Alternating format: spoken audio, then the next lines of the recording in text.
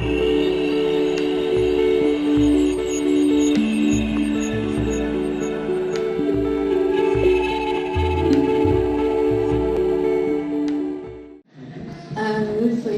gracias. So we'll begin today's talk about being multidisciplinary in the fanzine world. We have three very diverse artists. They all have different ways of communicating themselves within their art forms. So my question, I'm going to just send out a question to each of the artists. Please stick your hand up if you're a bit lost with anything that we're saying, and we'll dip into Spanish.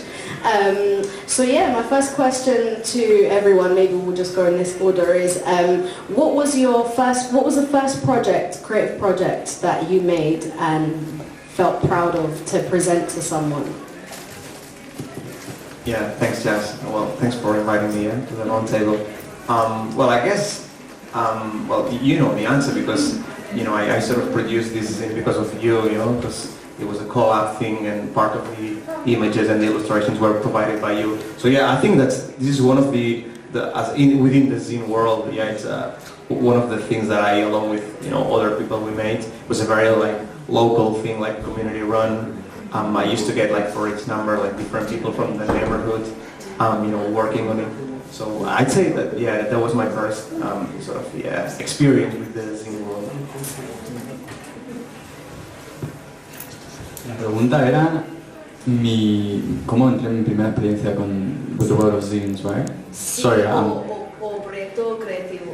Okay, yeah, so I guess my first approach towards making a creative project was making rap music. I started making rap type music back when I was 13, so I came to the UK in 2005, so I couldn't speak a lot of English, but I still tried it, still did it.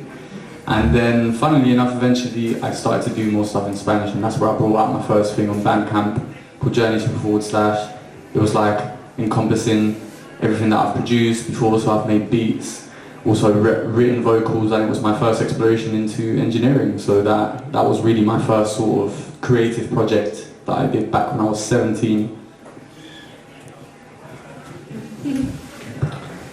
Yeah, so I came to London to study sonic arts, and I guess my first creative project was at the university, developing sound art pieces. But I've discovered quickly that I was more interested to talking about my peers and colleagues' works. So I guess I developed the practice more focused in curation and developing community around sound and music technology projects.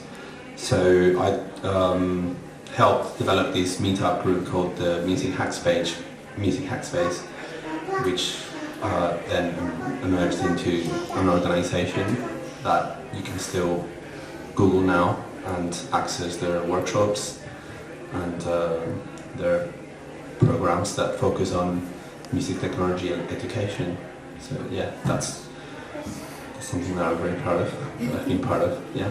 No, I mean they're all projects to be extremely proud of, and just seeing all of your different careers, it's just been really inspiring to know that you have dominated or sort of got into loads of different specialisms, but then also working both within English and Spanish and Catalan as well. And I imagine Galician? Do you also speak Gallego, Galician? I can understand it, but you my family is all from Galicia, but I was born and grew up in Madrid. So. Oh, okay. So my main question would be, how do you balance things between different languages that sometimes get lost in translation? So maybe you have to create work in English, and there's a phrase in Spanish that doesn't exactly have the right translation. How do you get that across? Or even vice versa, there might be something in English that you can't get across in Spanish. How do you navigate that as artists? Yeah, thanks, Jess. I mean, this entire thing was in English, yeah. But I'm a big fan of cracking these sort of traditional boundaries when it comes to the use of language, and I guess more and more, artists and like aesthetic movements in general are fond of, not respecting this sort of traditional standardization of using languages, so no, this thing has to be in English, proper English, this other thing has to be in Catalan. So you just like, nowadays you look at all these like Rosalia's phenomena, and they all use like different languages in even the same song, so I think that's a good thing, and it's a nice like trend to follow. So. Yeah, that's that's funny because I personally do the whole switching in and out of Spanish and English in songs constantly, and also borrowing from like other different languages. Part of being in London is the fact that you're surrounded by so many different cultures. The lingo that people speak here, the slang, it all comes from many different backgrounds and cultures. So that really it just seeps into everything that I do. As for most of my work, people that I collaborate with tend to be UK based. I do make music with a few artists that do both Spanish and English, but I don't feel like it tends to be really a barrier. I feel like people are just, more fluid, and even you can, once you get drunk, you already know people communicate so fluidly, right? That's kind of the attitude, like you're doing something you love, so you're connecting. That's very interesting to hear both of you say that, and it's encouraging, because I do find it very frustrating sometimes to navigate like these two worlds and two like brain modes where, it's like the brain is like a muscle. And some days I feel that my English, I just can't express myself. And then when I go back to Spain and I try to explain to my family and friends what I do, I feel that I don't have the vocabulary to explain it in Spanish either. So I feel like you've kind of like traded bilingual but not really mastering. Like you just words in both languages. But yes, it is true that often when the audiences and the people that you work with are very generous, and there's not an expectation. In fact, it's looked as a skill that you have these two ways of working. So yeah. Yeah, no, I really resonate with that, and I feel exactly the same way. So sometimes I feel quite vulnerable being. So within my work, I, like Ale, use both English and Spanish, and because I began speaking Spanish at 18. There's some things that I completely get on a very quick level, and then there's days where you feel like you completely forgot everything and you don't know how to express yourself, so I totally resonate with that.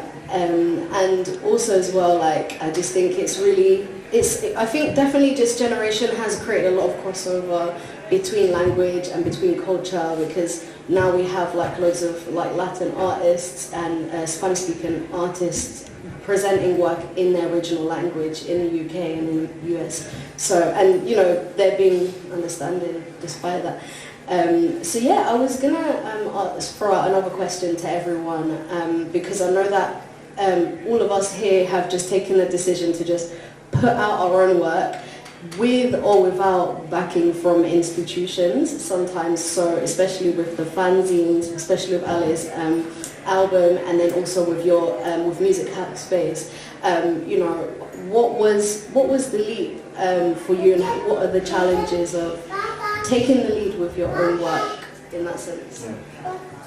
Thank you. So I guess to me, I don't want to have the anti-technology narrative, because honestly I don't mind to it, but when it comes to like producing a zine, yeah, from the very first step, which is like putting it together, from this time when I go like buy food to the man who's actually like printing them out, I have a chat with him, so I print out like 50 copies, then it takes me like 10 days to go to my local record store. I give them like 10 zines, I give 10 zines each of the people I know in the record store. I have a beer with them, so it's a very like, it's a materially perceptible experience, and that's what I like about you know, the zine world. So I guess when it comes to, you know, that particular, you know, tinge, I like it a lot, you know. So it's something that I yeah, I kind of like. That's quite interesting, because I guess you could say my work is a lot less physical a lot of the time. So I can go through months where I'm making loads of music, some where I'm making less, but it almost feels like the validation's coming from the outside. So for me, the taking a leap and doing it is more about capitulating my life.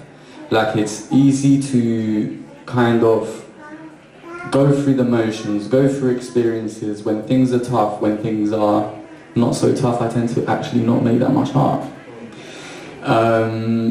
So it just really helps you carry yourself through those motions. And with me, it's been a massive learning process, because making art is so expensive. It is so expensive, not just money, but it takes up time as well. So you've got to like really be sure that this is something that you're into. Like, you can't take your love away from it. So I've learned how to produce things on a computer. I've learned how to read music of making music. I have learned how to sing and how to do engineering techniques. And this is about investing like all of my time into it. But it was less rewarding because I couldn't see the step by step.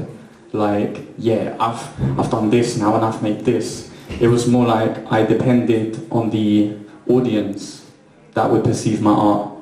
So really, it was just about self-belief. Yeah, that's right. Like resilience, right? Yeah. Loads of resilience.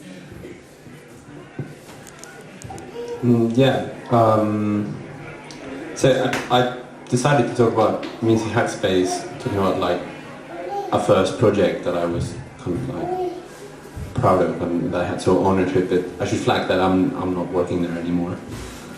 And I guess that's interesting in the context of this question, like what were the decisions that motivated me to leave and to just like continue developing a similar career, but just outside of a project that was successful. And I don't know really. I guess for me the journey has been quite personal, as in growing a family abroad, just like having different, being in a different moment in your life and having different priorities. So I don't know. I don't know what drives me and what motivates me now. I guess the same things, like wanting to work in the arts and getting, like I really enjoy working with artists more than my own practice, and I think that's what drives me to continue to being engaged and to developing community projects. Yeah, which is how I met you through a project that I was working on recently in Hounslow, developing a community radio station for young local audiences in Hounslow. So yeah, that's your journey. Yeah, I think not being afraid of new projects and starting again and clearing the canvas and kick-starting projects again. Yeah. That's really interesting to hear from all of you, the different processes. Ale, I hope it doesn't put you on the spot. Do you mind if we play a little bit of your music, or is that okay? Yeah, no, go ahead. Okay, I'm gonna find some of Ale's music to play. I've got my Bluetooth speaker. So let me see. Just while I'm setting that up, I'll also kind of talk about my process, because as a multidisciplinary artist, I've realised that a lot of the opportunities that I've got involved with, I've had to kind of make happen for myself, in terms of, you know, earlier this year I did a theatre show which was bilingual, it was in English and in Spanish, and it was just something that I had in my brain. I approached different places and, you know, they weren't sure about the idea. They didn't know if they wanted to take it on. It was a piece of music. But then at the end, I was like, this show has to happen. So I just tried to open that door for myself in different ways. So sometimes it is about just kind of pushing through and finding a non-traditional way to get to your goal. So should I play maybe Contigo, or which one would you prefer? I've got your Spotify. I've got my Spotify unlocked. Asking me to play a song of mine, I'm trying to think one that would showcase the whole Spanish and English. I think Contigo actually is that choice. Like, well, I've pressed play, I don't know if I was meant to. Took a bit. She said she likes the way I flow, roll up that shot, then I make my cool, keep it cool and collected.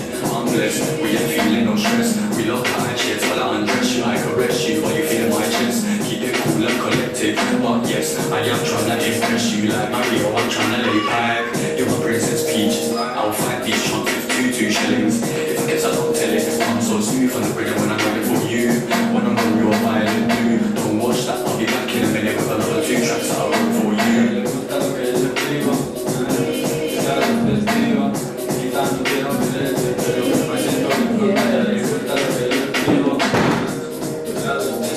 So yeah, so this is an example of like Ale's music. Definitely after today's talk, definitely check out Ale's work, as well as both Ignasi and Tadeo's work.